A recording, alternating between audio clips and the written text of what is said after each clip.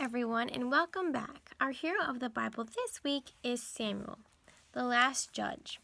During the last days of the judges, things were not going well for Israel. The Philistines had ruled over the land for many years. But one woman, Hannah, had her own reasons to be sad. She wanted a child, but she had been unable to have one. Her husband had another wife who had several children. She teased Hannah all the time. So one day, while they were at the temple, Hannah prayed and wept and asked the Lord to give her a son. "If you do, I will give him back to you to serve you all of his life," she told the Lord. She did have a son, and she named him Samuel. When he was old enough, she took him to the temple and left him there to help Eli, the high priest. Eli loved Samuel because his own sons were evil men who did not love God. But Samuel did love God, and he helped Eli take care of the temple. One night the Lord called Samuel. Samuel thought it was Eli and ran to his room. But Eli said he had not called. This happened 3 times, and Eli realized it was the Lord who was calling Samuel. He told him to go back to his bed and wait for God to speak again. So Samuel lay back down in his bed and waited. When the Lord called his name, Samuel said, "Speak, Lord, for your servant listens." The Lord told Samuel what would happen to Eli and to his sons. The people were excited that the Lord had spoken to Samuel because he had not spoken to any of their leaders in many years. When Eli died, Samuel became the high priest and the last judge of Israel.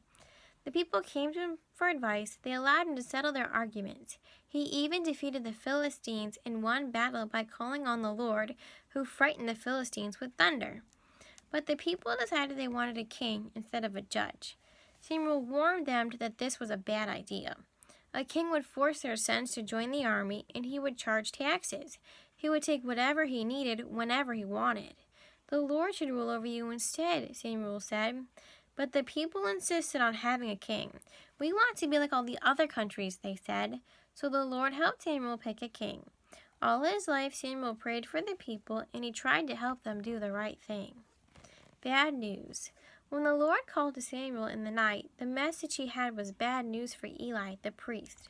Because the priest had not controlled his sons, 2 selfish and wicked men, God said they would both die on the same day. Both sons later died in battle. When he heard the news, Eli fell backward off a bench and broke his neck and died. The Lost Ark. When Eli was the high priest, his sons took the sacred Ark of the Covenant into battle against the Philistines. They lost the battle, however, and the Philistines captured the Ark. The Lord punished the Philistines by destroying one of their temples and sending a plague. Eventually, they sent the Ark back to Israel. School days. Because many of the priests, like Eli's sons, had become selfish and had begun to steal from the people, Samuel started 4 schools for prophets. For over 300 years, men would be trained to hear God's voice and tell the people and the kings what God said. Later, more famous prophets were Nathan, who was an advisor to King David, and Elijah and Elisha.